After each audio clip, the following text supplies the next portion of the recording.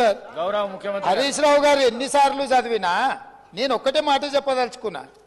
డిలేకి తేడా ఉంది. ఒకవేళ ఇంగ్లీష్ వీరికి రాకపోతే వెనకాల ఒక ఆయన ఇంగ్లీష్ షానొచ్చు అనేట ఆయన ఉన్నాడు, ఆయనను అడుగుండ్రి. సింపుల్గా దీంట్లో ఏంది, you are also aware of the fact that both the states have agreed in principle to hand over the control of common projects, i.e. Srisailam and NSP ante Nagarjuna Sagar project, in terms of gazette notification dated 15/7/2021. 15/7/2021 la ప్రాజెక్టులు ఏవేవి ఎట్లా hand over చేయాలనో కంప్లీట్గా gazette notify చేసింది అధ్యక్ష 15/7/2021.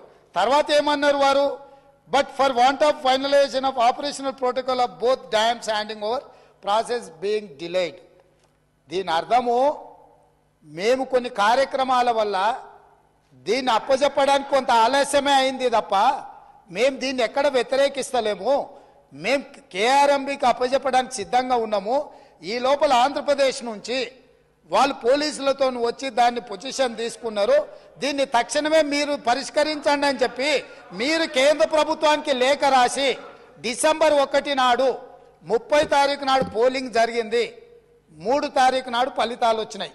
1 తారీఖు December నాడు స్పష్టంగా ఆనాటి ముఖ్యమంత్రి మరియు సాగునీటి పారుదల శాఖ మంత్రి కల్వకుంట్ల చంద్రశేఖరరావు గారు, వారి ప్రిన్సిపల్ సెక్రటరీ, సాగునీటి పారుదల సెక్రటరీగా అఫీషియల్గా వీళ్ళు లెటర్ రాసి ఇన్ని రోజులు ఇన్ని నీతులు చెప్తున్నాడు కదా, ఇన్ని రోజులు మా స్మితా సబర్వాల్ గారు ఈ రకమైన లేఖ రాసిండ్రు, మా ప్రభుత్వ విధానము అని ఎప్పుడైనా చెప్పినా ఈరోజు ఉత్తమ్ కుమార్ రెడ్డి గారిని లేఖ తీసుకొచ్చి బయట పెట్టినాక ఇప్పుడు మాట్లాడుతున్నారు ఏంది, అవును మా స్మితా సబర్వాల్ గారు లేఖ రాసిండ్రు, మా ముఖ్యమంత్రి గారి ఆలోచననే ఇది అని.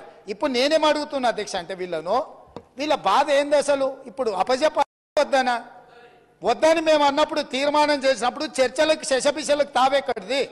100% ఈ ప్రభుత్వం ప్రతిపాదించిన ఉత్తమ్ కుమార్ రెడ్డి గారి సభలో ప్రవేశపెట్టిన తీర్మానానికి అన్కండిషనల్ గా మేము మద్దతు ఇస్తున్నాము. పదండి ఢిల్లీకి పోదాం కొట్లాడదామని వాళ్ళ నోటి నుంచి వస్తలేదు ఎందుకు అధ్యక్ష? అసలు వాళ్ళ నాయకుడు ఎందుకు రాలేదు, ఎందుకు ముఖం చాటేసిండు అంటే ఈ రోజు ఇక్కడికి వస్తే వీళ్ళకెవ్వరికి విలువలేదు అధ్యక్ష. పార్టీలో వీళ్ళ మాటకు విలువలేదు, మనుషులకు విలువలేదు. పార్టీ యజమాని ప్రతిపక్ష నాయకుడు వారు వచ్చి మాట్లాడాలి ఇక్కడ.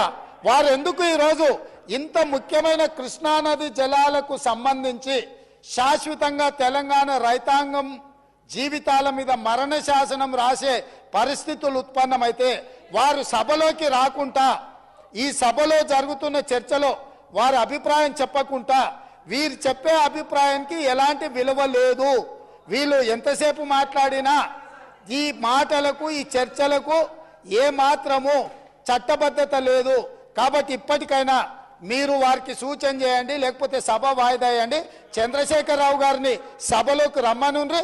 చంద్రశేఖరరావు గారు వచ్చినాక, ఎందుకంటే ఈ 10 సంవత్సరాలు జరిగిన పాపాలకు వారు కారణము. పాపాల భైరవుడి సభలకు వచ్చి చర్చ చేస్తే తప్పకుండా మేమందరం కలిసి సమాధానం చెప్తాం. వారిని సభలోకి రమ్మనుండ్రి, చర్చ చేద్దాం. ఎవరు తప్పు చేసిండ్రు, ఎవరు తెలంగాణకు అన్యాయం చేసిండ్రు, ఎవరు తెలంగాణకు రావాల్సిన కృష్ణానది జలాలలో వాటాలను ఎవరు తెగ నమ్ముకున్నారు, ఎవరు చేపల పులుసుకి అలసిచ్చిండ్రు వారి నీళ్ళ దోపిడీకి వారి సభలోకి రమ్మనుండి చంద్రశేఖరరావు గారి సభలోకి వస్తే ఎంతసేపు అయినా మీరు మైకియండి అధ్యక్ష. వారికి వీరికి ఏ అధికారము, ఏ హక్కు, ఏ అవకాశం లేదు. కాబట్టి చంద్రశేఖరరావు గారు ఈ సభలోకి వచ్చి వారు మాట్లాడితే ఇవ్వండి. ఇక వారు మాట్లాడడానికి ఏమీ లేదు, వారు చెప్తే వినడానికి కూడా ఏమీ లేదు అధ్యక్ష.